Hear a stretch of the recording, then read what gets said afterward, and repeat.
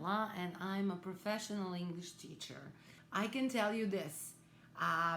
We are going to start with the idioms, and you're probably wondering why idioms? Why don't we start with grammar or vocabulary?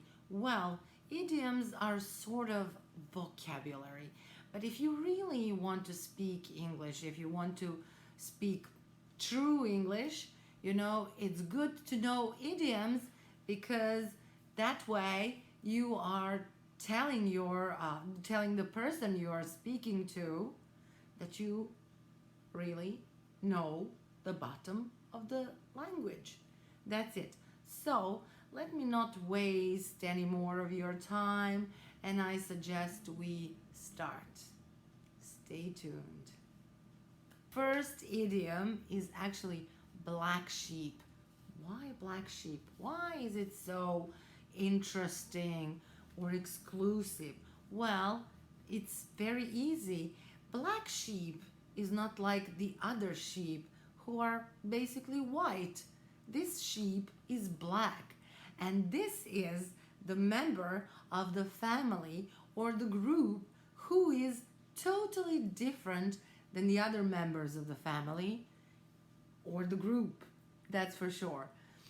And he's usually the disgrace. But although it's a kind of negative meaning, I say it's not always so bad to be a black sheep, because black sheep are those who are changing the situation, changing the game, who are actually changing the world. So, for example, he's not a library goer, such a black sheep.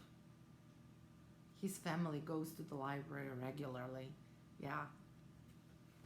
Next idiom is red herring. Actually, red herring is a storytelling device that you saw probably many times in books or movies, and it's a misleading device that actually makes you believe something that is not right in the end. You think this person did that, and in the end you realize that it wasn't that person. For example, Hercule Poirot showed us that the whole story was a red herring. Oh my God, we thought that he was a positive character, that he's going to save the world. But no, in the end, we found out that he was a villain. That's a red herring, ladies and gentlemen. That's it. Okay, and the next one is the underdog. Okay, the underdog is a person, very unknown person, whom nobody believes that he's gonna do anything good, but in the end he actually wins.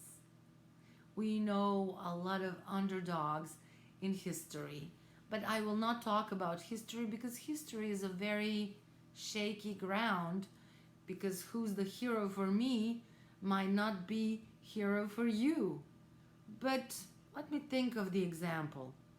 Oh yes, the underdog or an underdog is a slave who raises above his situation and becomes a distinguished leader.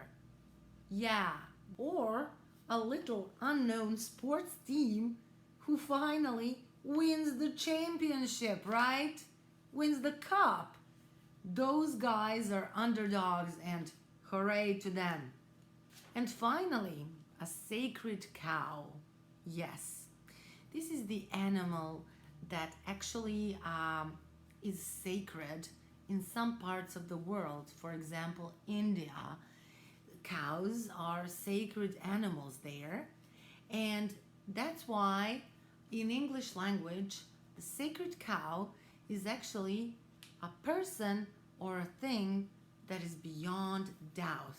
We must not question it, we should just believe it. It's a little bit dogmatic, that's true, but it's a sacred cow. Oh, don't go there, don't ask anything. It's a sacred cow. Okay, guys, so thank you very much for listening to these metaphors or idioms, as a matter of fact. And I just want to tell you that we are working hard towards the next video. We're preparing those for you. Okay, see you and bye bye.